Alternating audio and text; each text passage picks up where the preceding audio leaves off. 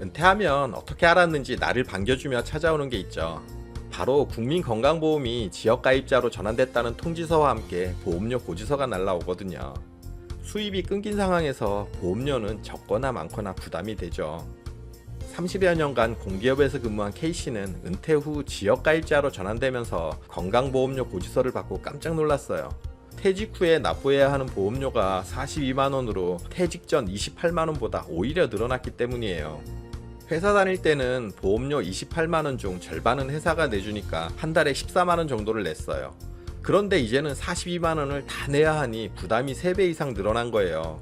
놀란 K씨는 보험공단에 문의했지만 보험료 산정 요건에 의거해 책정된 금액이라고 그대로 내야 한다는 답변을 들었어요.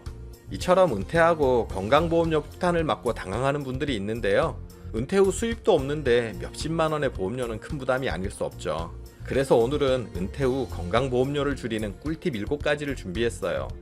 은퇴를 앞두고 계시거나 은퇴한 분들이라면 분명 해당되는 내용이 몇 가지 있을 거예요. 오늘 영상 끝까지 확인하시고 보험료 폭탄 피해보자고요.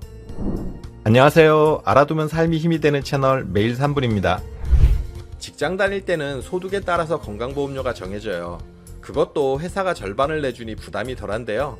그런데 지역가입자로 전환이 되면 개인이 아닌 세대 단위로 소득, 재산, 자동차 이 3가지를 따져서 보험료가 정해지는데요. 가장 크게 영향을 미치는 건 소득이에요. 여기서 소득은 공적연금을 포함해서 사업소득, 이자소득, 배당소득, 근로소득, 기타소득이 있어요. 소득별로 총 97등급으로 분류해서 최저소득의 경우 16,834원부터 최대 664만 5,971원까지 보험료로 환산이 돼요. 차이가 엄청나죠? 그리고 그 다음으로 영향을 미치는 것이 재산인데요. 재산은 일단 사는 집, 그러니까 주택이 있고요. 토지, 건축물, 그리고 요트가 있다면 이런 것도 재산에 포함이 돼요. 또 세를 줘서 전세나 월세를 받으면 이것도 재산으로 쳐서 산정하고요. 재산은 총 60등급으로 분류해서 최저 4,516원에서 최대 48만 607원까지 보험료로 환산이 돼요. 그리고 마지막으로 영향을 미치는 것이 자동차인데요. 자동차는 11등급으로 분류해서 최저 2,258원에서 44,550원까지 보험료로 환산이 되고요. 소득, 재산, 자동차 순으로 비중이 큰 건데요. 그렇다면 보험료는 어떻게 줄일 수 있을까요? 은퇴 후 건강보험료 폭탄 피하는 방법 첫 번째, 의무계속 가입자 제도 활용하기. 은퇴하고 소득도 없는데 지역가입자로 바뀌면서 건강보험료가 은퇴 전보다 많아진 분들이 있을 거예요. 가진 건 달랑 집 한 채 뿐인데 아파트 가격이 오르면서 재산 요건이 높아진 분들이 여기에 많이 해당이 될 텐데요. 이런 분들은 이미 계속 가입자 제도를 통해 최대 36개월 동안 직장에 다닐 때 내던 보험료 수준으로 낼 수 있어요. 은퇴하고 나면 지역가입자로 전환되면서 고지서를 받게 되는데요. 이때 보험료가 퇴직 전보다 적다면 그냥 그대로 내면 되고요. 만약 보험료가 퇴직 전보다 올랐으면 고지서를 받은 날로부터 2개월 이내에 국민건강보험공단에 신청하면 돼요. 퇴사 전 18개월 이내에 직장가입 유지기간이 1년 이상이면 신청할 수 있고요. 신청은 가까운 공단에 방문해도 되고 전화, 우편, 팩스 모두 가능해요. 은퇴 후 건강보험료 폭탄 피하는 방법 두 번째, 재취업을 통한 직장가입자 되기. 직장가입자는 소득만으로 건강보험료를 산출하고 게다가 보험료 절반은 회사가 내주니 좋은데요. 그런데 재취업은 이것 말고도 좋은 점이 있어요. 재취업을 하면 아무래도 이전보다는 월급이 낮을 거잖아요. 그러면 건강보험료도 낮겠죠. 이게 좋은 부분이 있어요. 재취업하고 직장가입을 1년 이상 유지할 경우 역시 임의계속 가입자 제도를 활용할 수 있거든요. 그런 재취업을 통해 낮아진 보험료로 36개월을 낼 수 있어요. 매달 몇십만 원을 내야 하는데 이 제도를 활용해서 36개월 동안 보험료를 줄인다면 이 금액도 만만치 않거든요. 본업에서 퇴직하고 바로 임의계속 가입자 제도를 활용하기보다는 재취업을 통해 몇 년 일하다가 활용하면 더욱 효과적으로 보험료를 줄일 수 있는 거예요. 은퇴 후 건강보험료 폭탄 피하는 방법 세 번째, 가족에게 피부양자 등재하기. 가족 중에 직장가입자가 있다면 피부양자로 등재하는 방법이 가장 좋아요. 피부양자는 별도로 보험료를 내지 않거든요. 보통 자녀의 보험에 올리는 경우가 많죠. 등재 가능 여부는 재산 요건과 소득 요건을 갖춰야 하는데요. 피부양자 등재 요건이 된다면 다른 요건들 굳이 확인할 필요도 없으니 최고죠. 피부양자 등재 요건은 화면 잠시 멈춰놓고 확인해 보세요.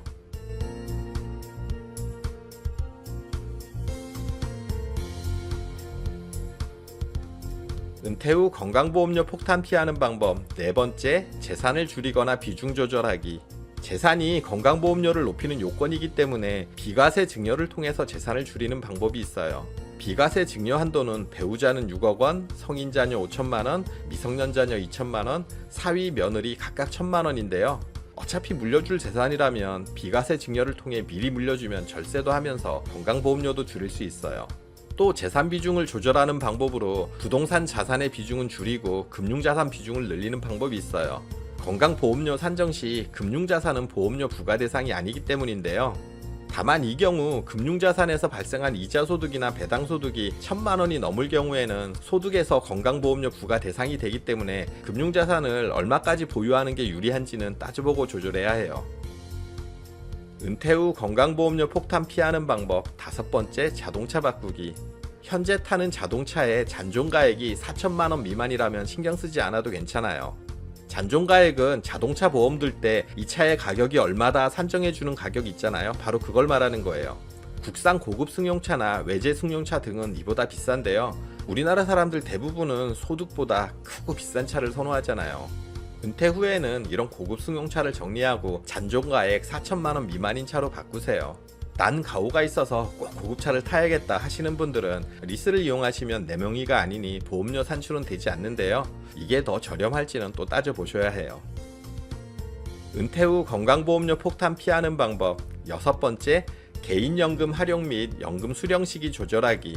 은퇴 후 건강보험료 폭탄이 걱정이라면 퇴직 전부터 철저한 계획을 세워두면 좋은데요. 현재 공적연금은 받는 연금액의 50%의 건강보험료가 부과돼요. 그런데 개인연금은 건강보험료 부과 대상이 아니에요.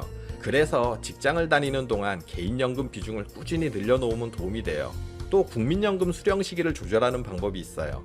만약 내가 받는 국민연금이 한 달 167만 원 이상으로 연간 2천만 원이 초과되면 소득 요건 때문에 피부양자 자격에서 탈락하게 돼요. 그래서 연금 수령액을 따져보고 내가 받을 예상 연금 액수가 월 167만 원을 넘긴다 싶으면 국민연금 조기 수령을 신청해서 수령액을 낮추고 피부양자 자격을 유지하는 것도 좋은 방법이에요. 은퇴 후 건강보험료 폭탄 피하는 방법. 일곱 번째, 건강보험료 조정 신청하기. 직장가입자는 소득에 비례해서 자동으로 보험료가 정해지잖아요. 그런데 지역가입자는 전년도 소득에 대해 5월 소득세 신고 내역이 10월에 보험공단에 통보가 되고 11월부터 반영이 돼요. 그러니까 올해 10월까지는 재작년 소득이 반영된 보험료를 내게 되는 거예요. 그런데 퇴직을 하면 소득이 없잖아요. 작년에 퇴직으로 인해서 소득이 줄어들었다면 7월에 미리 건강보험료 조정 신청을 할 수 있어요. 그럴 경우 6개월분에 대한 건강보험료까지 낮아진 금액을 적용받고요. 또 8월부터 신청하면 신청일이 속한 달부터 건강보험료가 인하돼요. 지금까지 건강보험료 폭탄 피하는 7가지 방법을 말씀드렸는데요. 은퇴 후 수입이 없는데 매달 내야 하는 건강보험료는 부담이 될 수밖에 없어요. 오늘 말씀드린 7가지 방법 중 여러분들에게 도움이 되는 방법이 몇 가지는 분명 있을 거예요. 영상 찬찬히 다시 확인해 보시고 본인이 할 수 있는 방법은 꼭 실천하셔서 건강보험료 폭탄 피하시면 좋겠어요. 영상 끝까지 봐주셔서 감사드려요. 구독, 좋아요, 알림 설정 해주시고요. 저는 매일 3분 대표 큐레이터 송한결이었습니다. 늘 행복하세요.